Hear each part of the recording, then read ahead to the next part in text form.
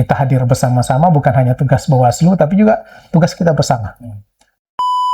Jadi kalau terkait masalah dampak politik uang ini sendiri, ini kan bagi saya ini ada semacam penyakit ya, penyakit yang bagaimana penyakit ini harus kita carikan obatnya, gitu kan.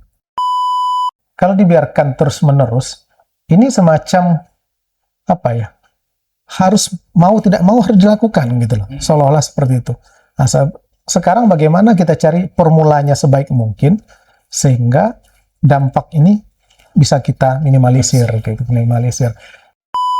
Karena banyak yang bilang politik uang itu budaya, kami kurang setuju. Kalau budaya berarti melekat, tapi kalau penyakit, nah berarti kita harus cari obat itu.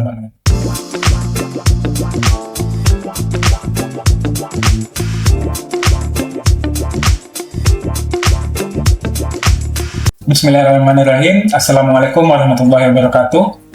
Sahabat Bawaslu, kembali lagi bersama kami di podcast Ruang Publik. Bersama saya Muhammad Ervin, yang tentunya pada siang yang berbahagia ini kami tag-nya siang, nggak tahu nih tim editor kelarnya kapan, besok pagi selesai lah ya tim. Nah, semoga besok siang sahabat-sahabat sudah bisa menonton tayangan kali ini. Saya tidak sendiri tentunya. Kali ini kami kedatangan Abang, atau kalau mohon maaf kalau di Abang, dia ada panggilan khusus nggak ada? Biasanya Abang Ade Herdiwansyah. Nah, kebetulan beliau ini ada gelarnya, cuma saya karena kurang familiar sama gelarnya, mungkin nanti Abang bisa jelaskan lebih rinci, Bang. Nah, beliau merupakan Ketua Pimpinan Wilayah Pemuda Muhammadiyah Sumatera Barat.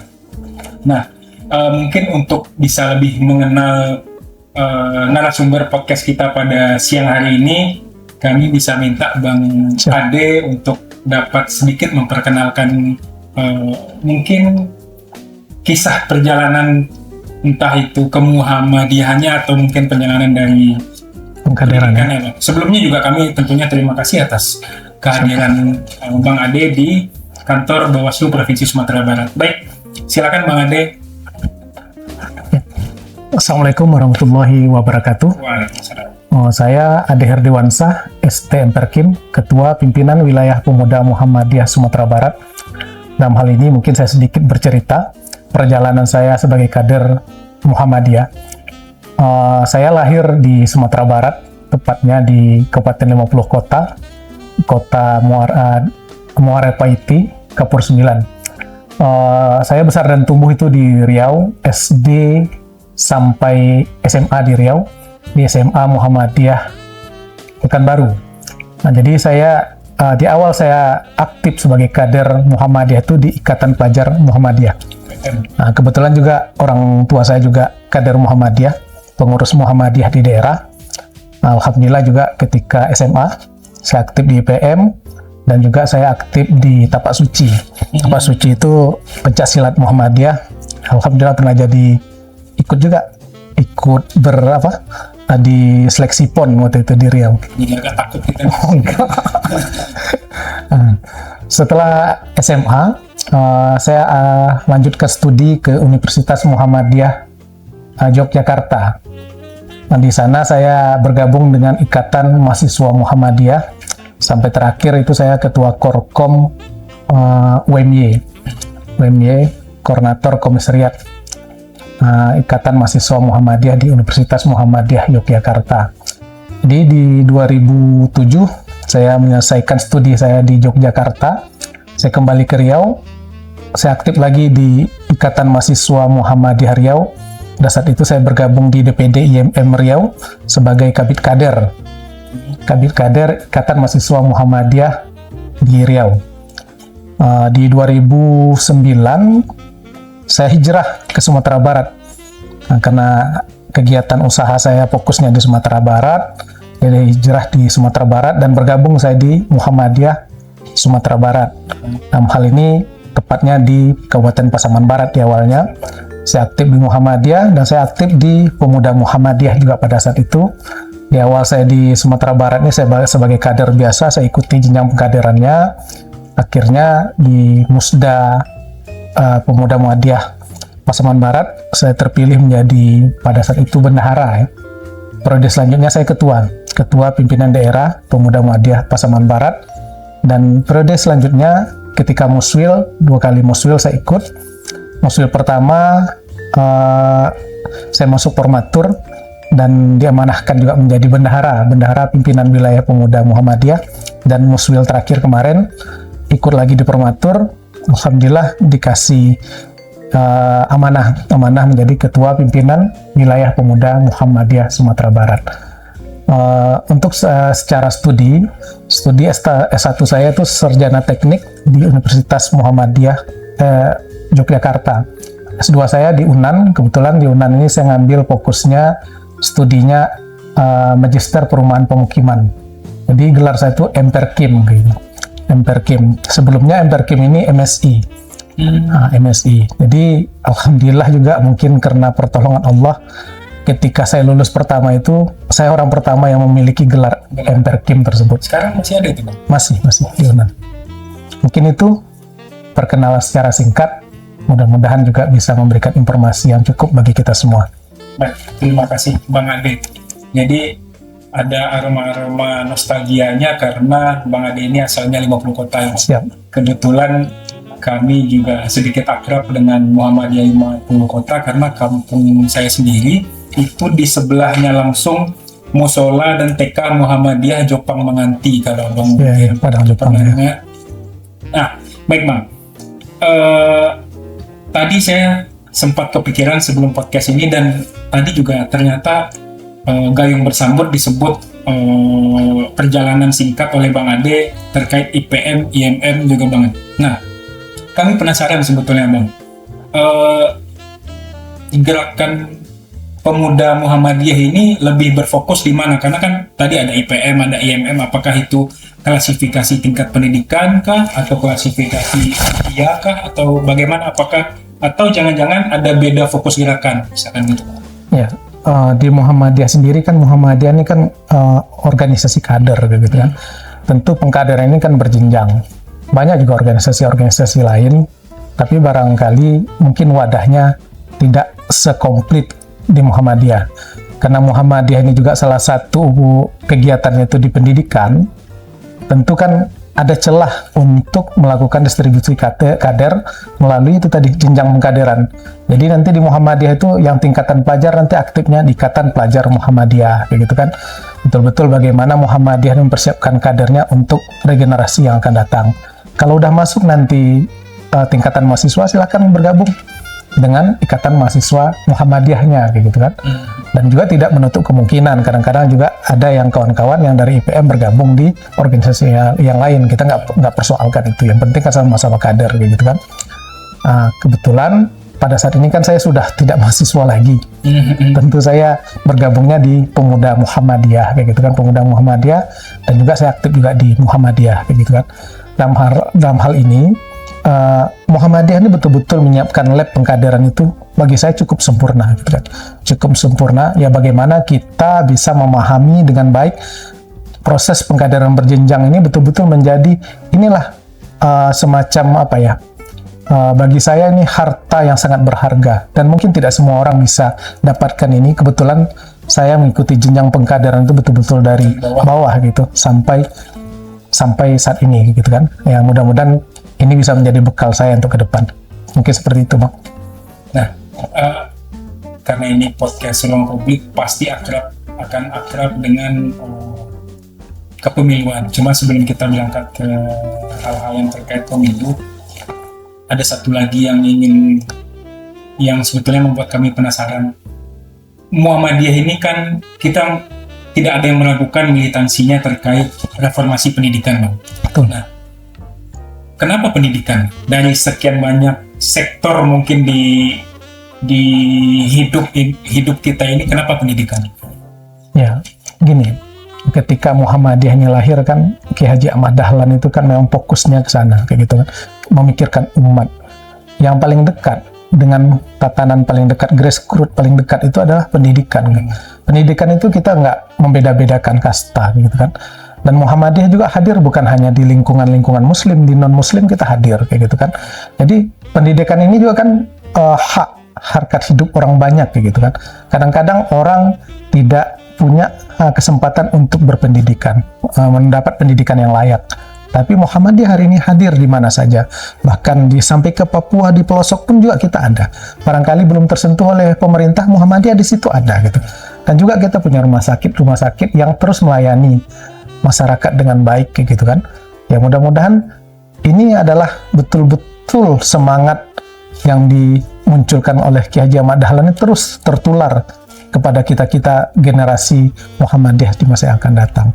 Karena ini penting gitu kan. Pendidikan itu selain merubah karakter, dan juga di situ jenjang kita untuk menempuh pendidikan dengan baik. Di samping itu juga kan menambah pertemanan. Kalau pengalaman saya secara pribadi ya, saya SMA itu di Riau, lanjut itu di Jogja, kembali lagi ke Sumatera Barat. Alhamdulillah ini berkat pendidikan saya tempuh ini kan saya punya jejaring. Jejaring ini bagi saya ini penting kayak gitu. Bukan hanya sekadar kita selesai pendidikan tamat, tidak gitu. Tapi kan di situ ada jejaring orang-orang yang berpotensi di masa yang akan datang yang bisa kita manfaatkan untuk kepentingan bersama gitu kan.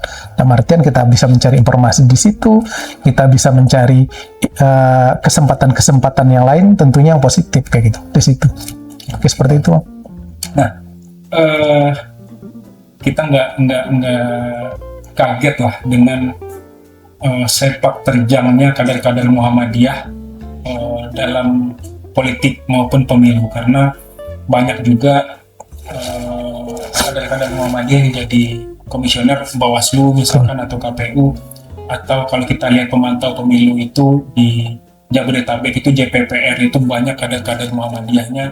Nah, cuma dari Muhammadiyahnya sendiri, Bang, selain dari sisi kadernya, dari sudut pandang kadernya, dari sudut pandang Muhammadiyahnya sebagai lembaga, ada program terkait pendidikan politik atau khususnya kepemiluan nggak sih, Bang, untuk para kadernya ini?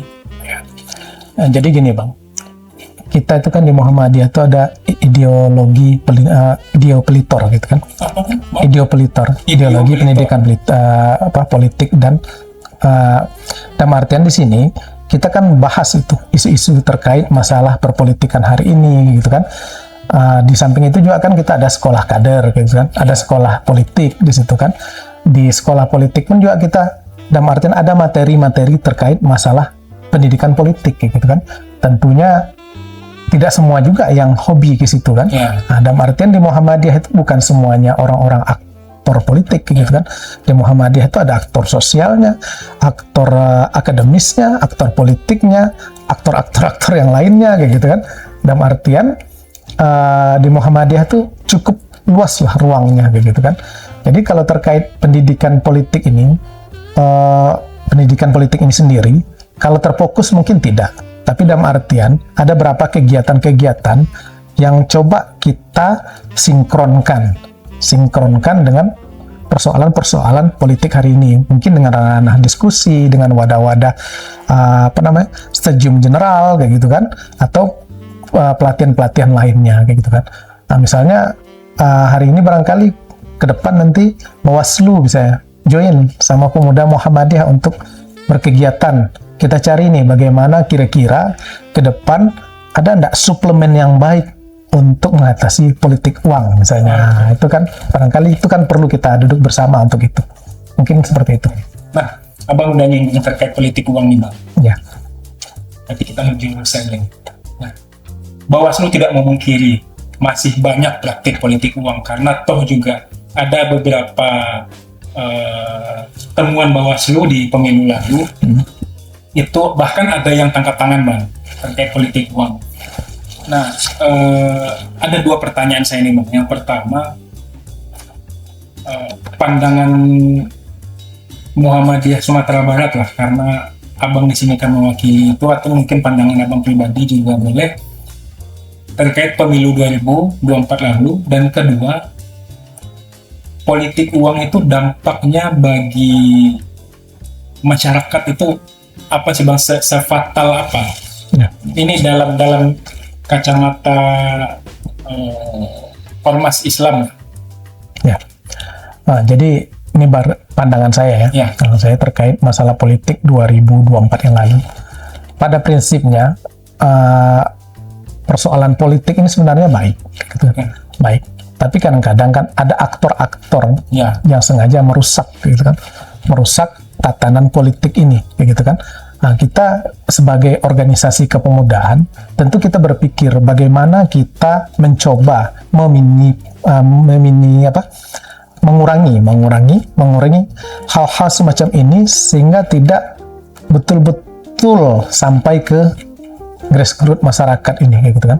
Tapi persoalan hari ini terkait masalah perpolitikan ini, memang di tengah-tengah masyarakat ini kan kalau lu nggak bayar, gitu kan, kita nggak milih, gitu kan. Ini kan repot juga. Nah, tapi kan dalam artian tidak seperti itu juga. Saya lihat ini kan ada celah-celah kita untuk ke depan sehingga ini bisa kita perbaiki, gitu kan. Kita perbaiki. Saya rasa juga udah mulai bosan lah masyarakat dalam artian dengan hal-hal semacam ini, karena mereka melahirkan aktor-aktor wakil mereka yang hari ini yang bisa sama-sama mereka rasakan, kayak gitu kan. Nah, jadi kalau persoalan 2024 yang lalu bagi saya secara pribadi sudah cukup baik. Nah, tapi kan di dalam baik itu sendiri tentu ada perbaikan-perbaikan yang terus kita lakukan. Karena kan negara hadir di sini untuk melakukan penyelenggaraan pemilu itu bukan dengan dana yang sedikit. Gelontoran dana itu banyak, triliunan kan. Di sini ada KPU, ada Bawaslu di sini. Tentu kan sudah berjibaku nih untuk memikirkan persoalan-persoalan ini. Tapi kan ternyata di lapangan juga masih kita temukan hal-hal yang tidak sesuai dengan apa yang kita bayangkan kan. Nah, tentu kalau apresiasi saya secara pribadi 2024 yang lalu cukup baik. Nah, tapi ada catatan. Catatannya bagaimana Bawaslu ke depan bisa bekerja lebih baik lagi. Dan juga jangan timpang pilih, gitu kan. Karena saya lihat juga di lapangan kan banyak sebenarnya kejadian-kejadian itu. Tapi mungkin tidak semuanya yang dinaikkan atau diproses dengan baik atau cuma diselesaikan di tempat, kayak gitu kan. Itu kan aktor yang mudah-mudahan ke depannya kita sama-sama berbenah, kita hadir bersama-sama, bukan hanya tugas Bawaslu tapi juga tugas kita bersama. Nah, jadi kalau untuk yang satu lagi apa tuh? Tadi satu lagi terkait dampak politik uang masyarakat. Jadi kalau terkait masalah dampak politik uang ini sendiri, ini kan bagi saya ini ada semacam penyakit ya. Penyakit yang bagaimana penyakit ini harus kita carikan obatnya, gitu kan, obatnya.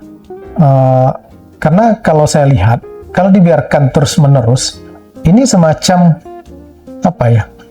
harus mau tidak mau harus dilakukan, gitu loh, seolah-olah seperti itu. Nah, sekarang bagaimana kita cari formulanya sebaik mungkin sehingga dampak ini bisa kita minimalisir, kayak minimalisir.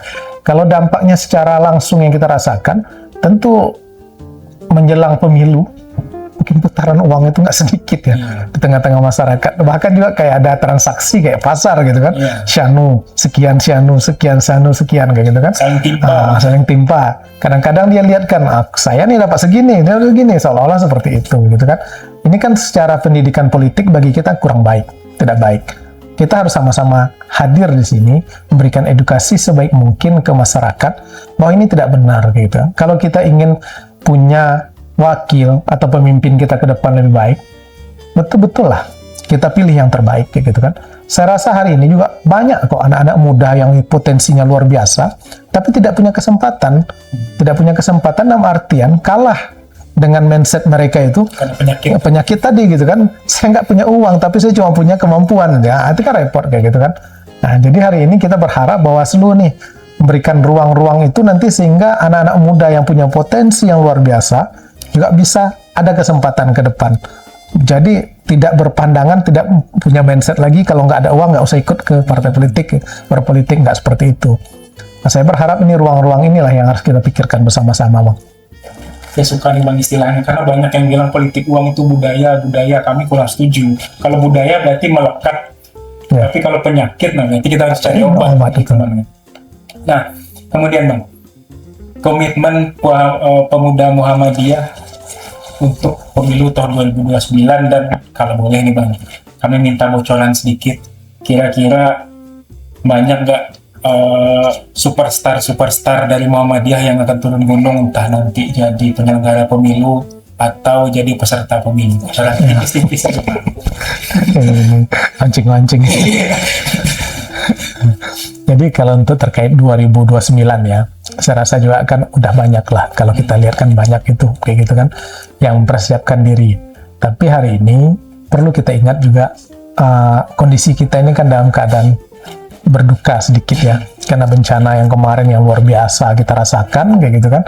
Tentu jangan sampai euforia ini juga menyakiti hati saudara-saudara kita gitu kan. Ya, euforia politik ini 5 tahun sekali ini bagi saya juga oke lah kayak gitu kan. Nah, tapi yang oke lah ini juga harus ada edukasi yang baik gitu kan. Edukasi yang baik ke kawan-kawan, apalagi ini pemilih-pemilih pemula gitu kan.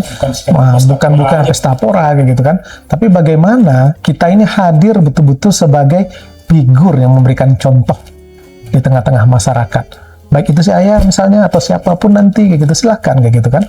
Jadi kalau untuk aktor-aktor politik yang disiapkan, saya rasa ini kan pilihan kita ini, kita ingin menjadi aktor kah atau menjadi penonton kah gitu kan, atau menjadi penyelenggara kah atau hanya sebagai pemilih gitu kan. Nah, kalau kita sebagai aktor pemain di kancah politik 2029, tentu jauh-jauh hari kita udah mulai berjalan, bergerak, lakukan sosialisasi sebaik mungkin, dan lakukan edukasi sebaik mungkin, bangun jejaring yang baik, gitu kan, bangun lingkungan-lingkungan yang baik, bahwasanya uang bukan segala-galanya, gitu kan.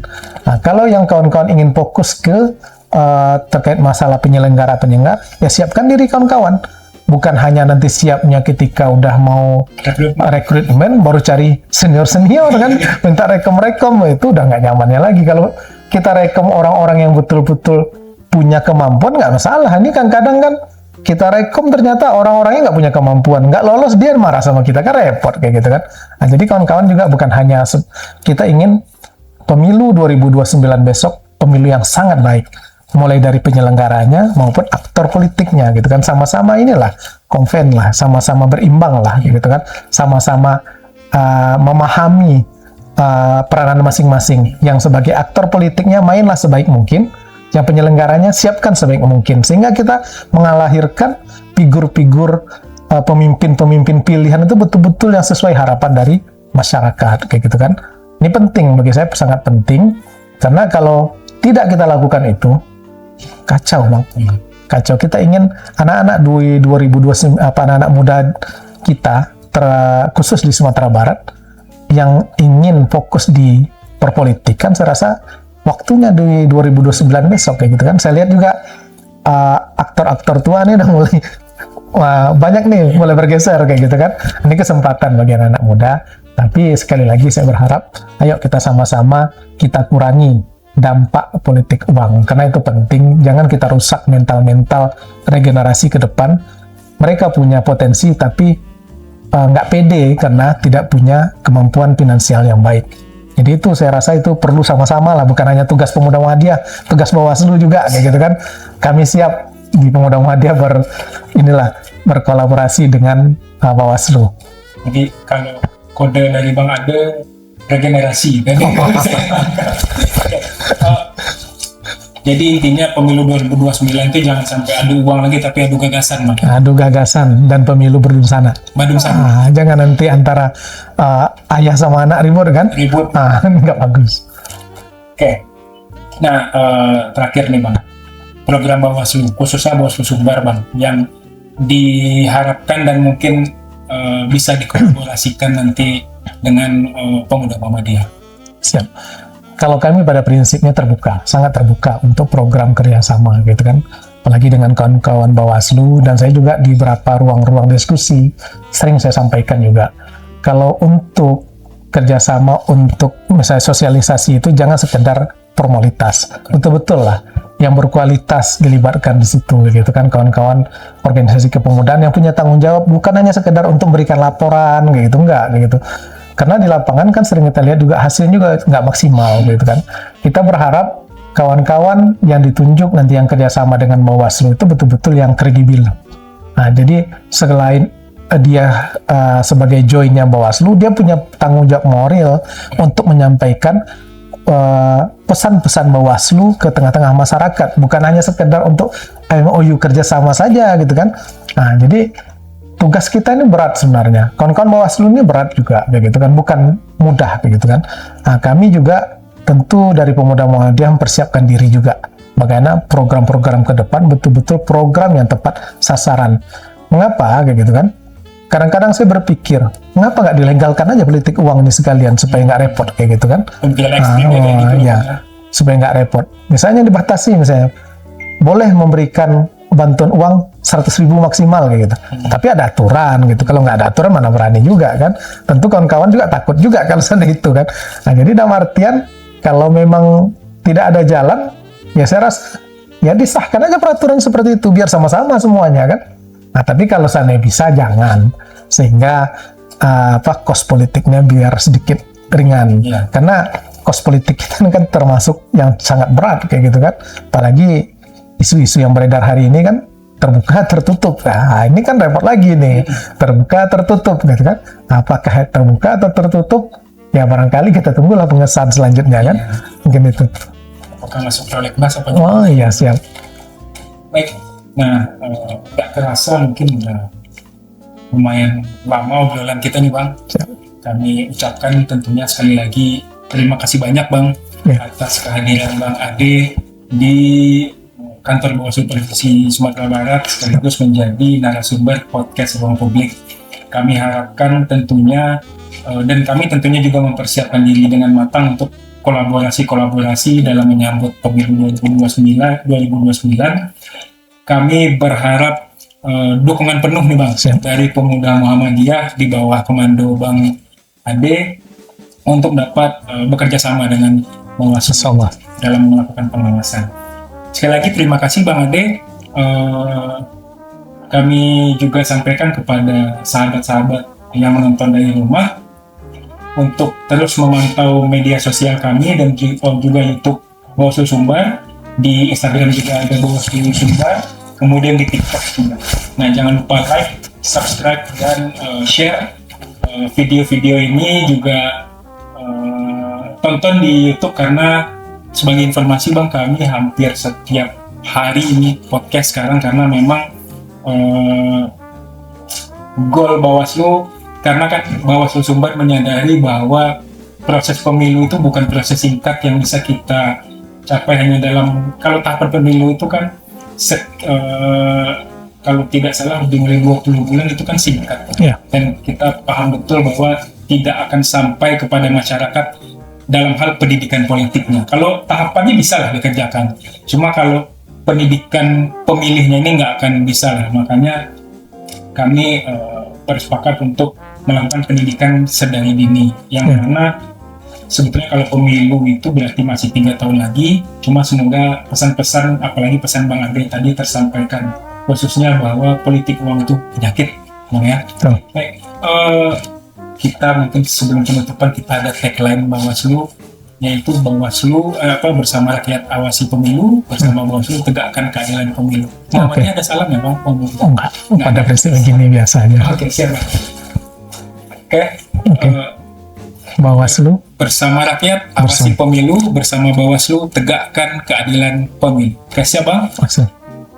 Bersama rakyat awasi pemilu, bersama Bawaslu tegakkan keadilan pemilu. Nun wal qalami wa ma yasturun. Wassalamualaikum warahmatullahi wabarakatuh. Assalamualaikum warahmatullahi wabarakatuh.